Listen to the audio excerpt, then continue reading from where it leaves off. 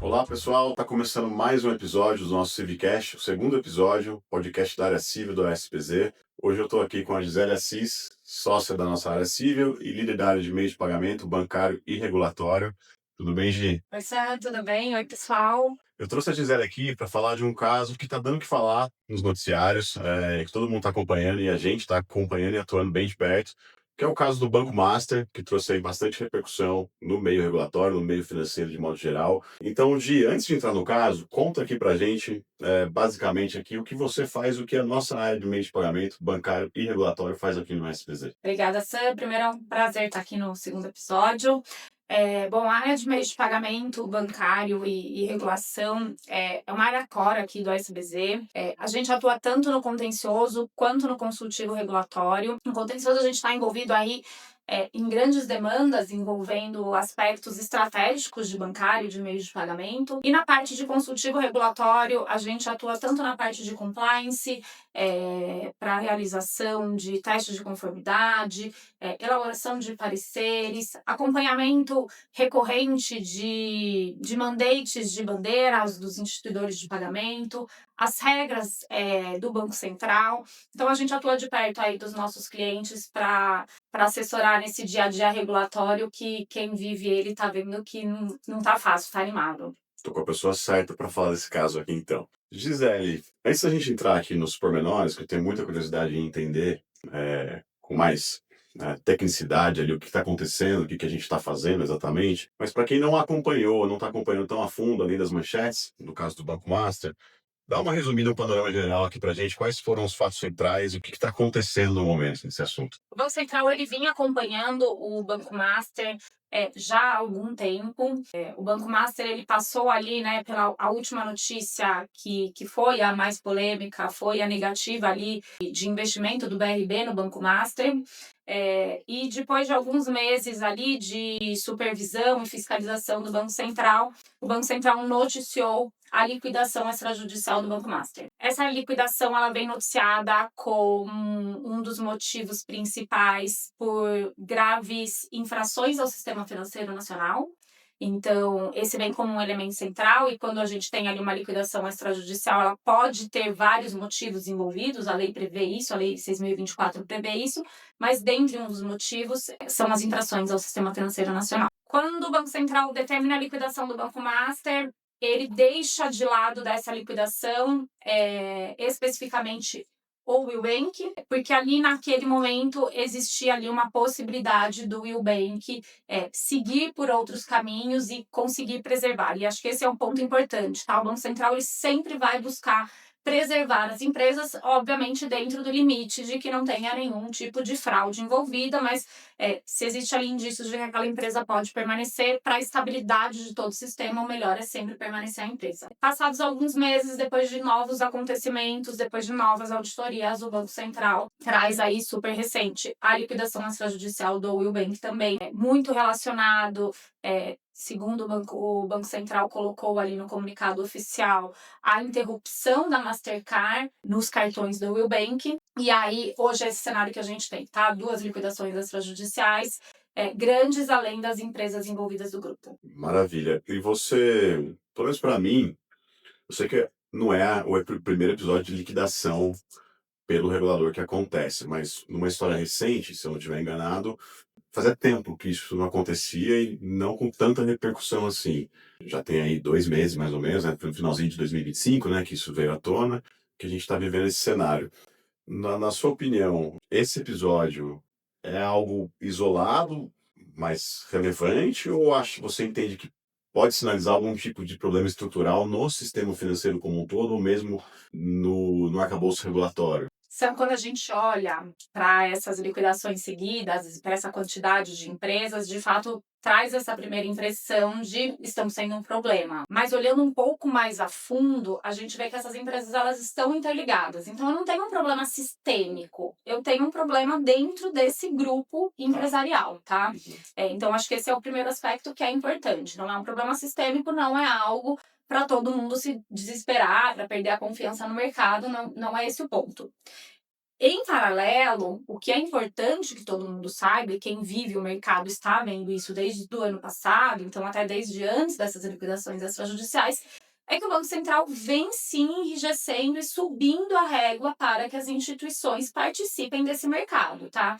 E isso vale tanto para instituições financeiras, quanto para instituições de pagamento, quanto para outros tipos de instituições autorizadas. Dentro desse contexto, você entende que esse caso em específico ele expôs algum tipo de fragilidade no modelo atual ou não? Tá nessa linha do que você falou, tinha uma fragilidade inerente àquele grupo, mas não ao sistema como um todo. Você não acho que expõe um tipo de fragilidade, mas ao mesmo tempo eu acho que toda grande crise traz aprendizados. Sim. Então, o aprendizado que fica é que, principalmente, a supervisão ela precisa ser mais próxima e é o que o Banco Central já vem fazendo. O arcabouço regulatório ele existe, mas se a supervisão ela não é próxima, se não existe um acompanhamento do regulador de forma contínua, isso pode acontecer. E aí um ponto importante, esse acompanhamento ele existe, eu não estou falando que ele não existe, tá? Mas o Banco Central ele até já colocou, e a gente vê diversas vezes, existe ali um problema de pessoas no Banco Central para poder supervisionar todo esse sistema. Então, eles estão tendo que refazer regras internas de governança, da forma como eles olham para as instituições, para poder fortalecer essa regulação. Então, está tendo movimentos de pessoas dentro do Banco Central para poder aumentar o rigor dessa supervisão. Trazendo um pouquinho para o ecossistema das instituições de pagamento, quais são ali os principais pontos que você acha que isso traz de consequências ou de riscos que eventualmente, por exemplo, o cara que tem uma fintech hoje, ele deve olhar com mais cuidado? O que você quer, o que você tirou aqui um pouquinho de lição ou tá realmente notando desse trabalho que a gente está fazendo bem de perto a partir desse caso? Acho que as principais lições que a gente tira aqui é que governança e compliance são essenciais, assim, dentro de uma instituição, e que devem ser levados muito a sério, assim, precisa ser o core dessas empresas, junto com o PLD, junto com prevenção à fraude. Então, auditoria externa, pessoas que sejam imparciais, que estejam olhando para isso, tá? Todo esse processo de compliance efetivo, ele é super importante. Ele é super importante tanto para você manter a sua instituição, a sua fintech estável, quanto para fins de supervisão, tá? Porque daí quem está no meio está vendo que o Banco Central está olhando com outro olhar, está pedindo um outro nível de detalhamento. Então, antes o Banco Central ele tinha uma postura muito declaratória, tá? Então, declare que você tem as políticas, declare que você tem esse procedimento de compliance, e guarde isso, se um dia eu precisar, eu vou te pedir. E hoje o Banco Central ele está adotando uma outra posição e ele já está pedindo e ele já está querendo saber e ele já está investigando mais a fundo todas as instituições. Você e nós aqui do SPZ estamos hoje direcionando para os nossos clientes, para outras empresas do setor? Como é que a gente está fazendo isso? Sim, a gente faz aqui um acompanhamento regulatório contínuo.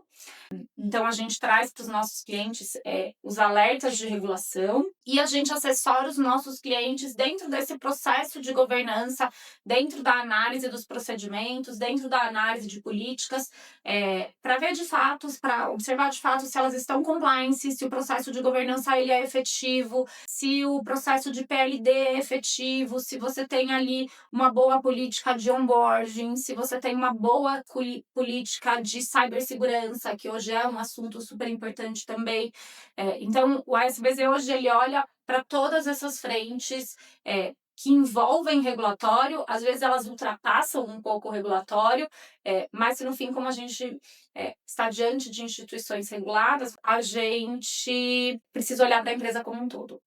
E hoje, quando um cliente te procura, ou como você costuma fazer bem, que eu sei, quando você procura o cliente para já sinalizar pontos de atenção, tem algo que você já tem feito de diferente?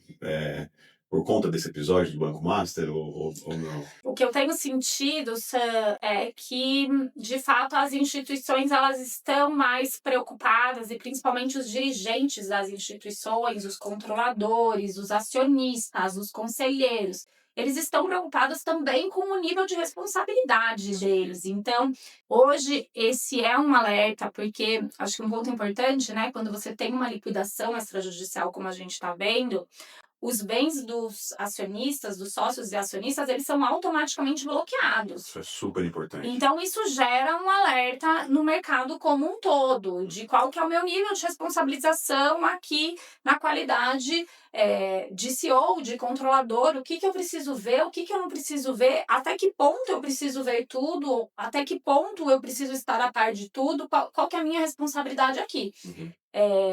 E então, principalmente esse processo de governança, ele está sendo olhado mais de perto pelas instituições. Então, a gente está falando de uma exposição institucional, um risco institucional, reputacional, não só das pessoas jurídicas, das empresas envolvidas, mas também das próprias pessoas físicas que estão nessas posições de direção, é Exatamente, isso? exatamente, exatamente. Muito interessante isso daí. E você já viu, ou isso está acontecendo, já, assim, alguma pessoa física que já está hoje na reta aí por conta desse problema? Bom, a gente tem as pessoas físicas envolvidas nas liquidações, tá? Então, toda vez que tem uma liquidação ou uma intervenção, o Banco Central ele abre automaticamente, tá? É regra, um inquérito para apuração de responsabilidades. Então, isso é automático. Esse bloqueio de bens ele é preventivo, porque se for de Bloqueio de bens da pessoa física. da pessoa física, tá? Além do bloqueio de bens da pessoa jurídica, o bloqueio de bens da pessoa física acontece. Sim. E ele é um bloqueio preventivo porque é o que acontece, aí vai ter apuração de responsabilidades. Desculpa aí te interrompendo, para não perder os ganchos aqui das dúvidas, podem ser interessantes para quem está ouvindo. Isso independe de qualquer ordem judicial ou Independe já de qualquer ordem judicial, uma tá na lei. consequência automática da regulação? É uma consequência automática da lei, não é nem Legal. da regulação, é a Lei Da lei. 6.024, Uhum. e ela prevê exatamente isso, o bloqueio de bens dos acionistas, inclusive acionistas que saíram do controle nos últimos 12 meses, ele é automático. Realmente, então, isso traz um nível de cuidado, de atenção, né? Até mesmo para essas pessoas, né? Porque a gente, às vezes tem a ideia preconcebida, né, no Brasil de que, bom, tô blindado pela figura da pessoa jurídica e uma coisa não se mistura com a outra. E a Exatamente. gente também tem feito esse tipo de assessoria. Também lembro de ter visto um parecer recente seu que trazia já esses pontos de atenção, né, Sim, para essas pessoas também, né? sim, Legal. exatamente. A gente tem feito esse tipo de assessoria porque, com esses acontecimentos, isso trouxe luz para esse fato. Porque acho que uma coisa que a gente viu, né, isso aí a gente participou muito de perto, acompanhou muito de perto isso, foi aquele período ali de fintechização, né, que todo mundo queria ser uma fintech. Então, quase que ali uma equiparação de fintech e startup, tinha ali até uma confusão, né, de você é uma startup, você é uma fintech, você na verdade... E só que a verdade é que quando a gente está falando de mercado financeiro, quando a gente está falando de mercado de pagamentos, isso traz ali uma robustez necessária que nem sempre as instituições que começaram tinham. E elas não estavam preocupadas com isso, porque onde elas queriam investir não era nesse ponto. Então, hoje, quem está começando hoje já precisa, porque a regulação do Banco Central exige, mas quem está em atividade precisa dar alguns passinhos para trás e olhar para isso e ver se todo o processo ali decisório está sendo bem rastreado, se você tem transparência dentro do grupo, olhando para empresas do conglomerado e não só cada um para sua caixinha, para mitigar ao máximo esse tipo de responsabilização, esse tipo de prejuízo. Gi, então já pegando aqui para a gente encerrar nossa conversa, aproveitando o gancho dessa sua última resposta, se você hoje tiver que deixar um alerta, uma recomendação para as empresas do setor, sejam aquelas que já estão consolidadas, sejam aquelas que estão ainda se estruturando, e a gente atende, né, todos os tipos aqui de players desse segmento, e também para falar aqui um pouquinho do que você exatamente faz e como a gente, a SBZ, e você, Gisele, e o seu time podem ajudar essas pessoas, né, nessa frente. Você acha que a principal dica aí desse momento é olhem para o regulatório, tratem o regulatório com a seriedade que é necessária. E aí, quando eu trago o relatório, eu não estou trazendo simplesmente a regulação pura, eu estou trazendo todos os aspectos que envolvem o regulatório, inclusive a parte de prevenção à lavagem de dinheiro, que é uma parte super importante para ser olhada e para ser acompanhada. Outro ponto que é super importante para essas instituições, e principalmente as que estão começando, tenham o Banco Central como um aliado. Uhum. O Banco Central, ele é o supervisor, ele é o regulador, mas ele tem como prática viabilizar esses negócios. Então, o Banco Central, ele não é o Banco Central do Brasil, ele não é a figura que quer inviabilizar negócios, ele quer viabilizar negócios. Então, quando o Banco Central enxerga a transparência nas instituições, quando o Banco Central enxerga, de fato, que a boa-fé existe na instituição, ele sempre vai se posicionar ao lado daquela instituição para aquela instituição que aquela instituição cresça com estabilidade, com segurança, com todos os requisitos que a regulação exige, tá? Então, tenham isso em mente. Às vezes a gente recebe alguns clientes que falam, não, não quero levar isso para o Banco Central, porque o que o Banco Central vai falar, né? E é justamente o contrário.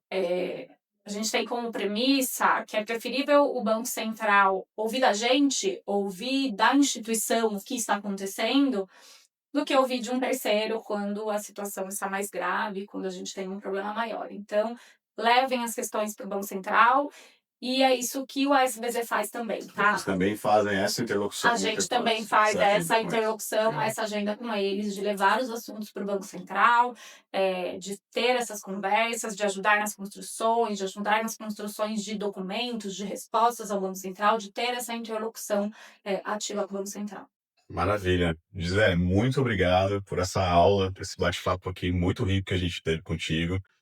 Eu aprendi bastante aqui mesmo, já tendo um bom conhecimento na área, mas confesso que nesse caso específico as coisas aconteceram tão rápido e nesse período de transição de fim de ano, começo de ano, com os outros assuntos que a gente toca. Tô vendo você aí dando entrevista, se posicionando, você e a sua área. E é legal ter essa agenda aqui contigo, esse bate-papo e conhecer melhor o que está acontecendo, né?